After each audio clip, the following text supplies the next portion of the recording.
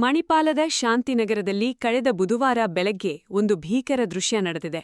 ರೂಮ್ನಲ್ಲಿ ಯುವತಿಯೊಬ್ಬಳು ತಲೆಗೆ ಕಲ್ಲಿನಿಂದ ಏಟು ತಿಂದು ರಕ್ತದ ಮಡುವಿನಲ್ಲಿ ಬಿದ್ದಿದ್ಲು.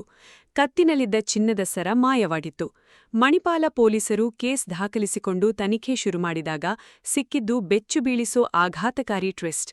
ಅಷ್ಟಕ್ಕೂ ಅಪರಿಚಿತ ಕಳ್ಳರು ಮಾಡಿದ್ದ ಕೃತ್ಯ ಅಂತ ಅಂದುಕೊಂಡಿದ್ದ ಪೊಲೀಸರಿಗೆ ಶಾಕ್ ಕೊಟ್ಟಿದ್ದು ಬೇರೆ ಯಾರೂ ಅಲ್ಲ, ಅದೇ ಬಿಲ್ಡಿಂಗ್ನ ಪಕ್ಕದ ರೂಮಿನಲ್ಲಿದ್ದ ಸಂತ್ರಸ್ತೆಯ ಆಪ್ತ ಗೆಳತಿ ಸುಷ್ಮಾ.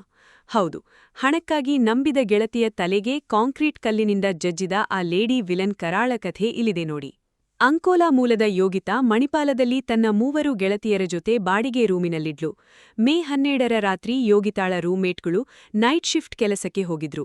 ಇದನ್ನೇ ಕಾಯ್ತಾ ಇದ್ದ ಪಕ್ಕದ ರೂಮಿನ ಸುಷ್ಮಾ ನಾಯ್ಕ ಅಂದು ರಾತ್ರಿ ಯೋಗಿತಾಳ ಜೊತೆ ಮಲಗೋಕೆ ಬಂದಿದ್ಲು. ಆದ್ರೆ ಸುಷ್ಮಾಗಿ ತೀವ್ರ ಹಣದ ಪ್ರಾಬ್ಲಮ್ ಇತ್ತು. ಊರಿಂದ ಮನೆಯವರು ಹಣಕ್ಕಾಗಿ ಪೀಡಿಸ್ತಿದ್ರು. ಗೆಳತಿಯ ಒಡವೆ ಮೇಲೆ ಕಂಗಿಟ್ಟಿದ್ದ ಸುಷ್ಮಾ ಬೆಳಗಿನ ಜಾವ 4:30ಕ್ಕೆ ಯೋಗಿತಾ ಗಾಢ ನಿದ್ರೆಯಲ್ಲಿದ್ದಾಗ ತಾನು ಮೊದಲೇ ತಂದು ಬಚ್ಚಿಟ್ಟಿದ್ದ ಕಾಂಕ್ರೀಟ್ ಹಾಲೋ ಬ್ಲಾಕ್ ಕಲ್ಲಿನಿಂದ ಯೋಗಿತಾಳ ತಲೆಗೆ ಭೀಕರವಾಗಿ ಜಜ್ಜಿದ್ದಾಳೆ. ನಂತರ ಕತ್ತಿನಲ್ಲಿದ್ದ ಸರ, ಕಿವಿಯ ಬೆಂಡೋಲೆ ತಗೊಂಡು ಸದ್ದಿಲ್ಲದೆ ತನ್ನ ರೂಮಿಗೆ ಹೋಗಿ ಮಲಗಿದ್ದಾಳೆ. ಕೃತ್ಯ ಎಸಗಿದ ಮೇಲೂ ಈ ಕಿರಾತಕಿ ಸುಷ್ಮಾ ದೊಡ್ಡ ಡ್ರಾಮಾ ಮಾಡಿದ್ದಾಳೆ.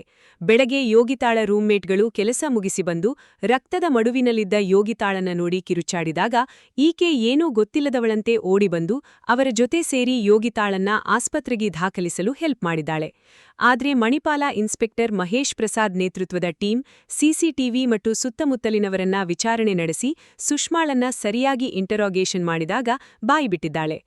ಕಾಸಿನ ಆಸೆಗೆ ನಂಬಿದ ಜೀವವನ್ನೇ ಕೊಲ್ಲೋಕೆ ಹೋದ ಈಕೆಯ ಕೃತ್ಯದ ಬಗ್ಗೆ ನಿಮಗೇನನಿಸುತ್ತೆ? ಕಮೆಂಟ್ ಮಾಡಿ. ಕರಾವಳಿಯ ಇಂತಹ ಕ್ರೈಮ್ ಸ್ಟೋರಿಗಳಿಗಾಗಿ ನಮ್ಮ ಚಾನೆಲ್ ಸಬ್ಸ್ಕ್ರೈಬ್ ಮಾಡಿ. ಧನ್ಯವಾದಗಳು.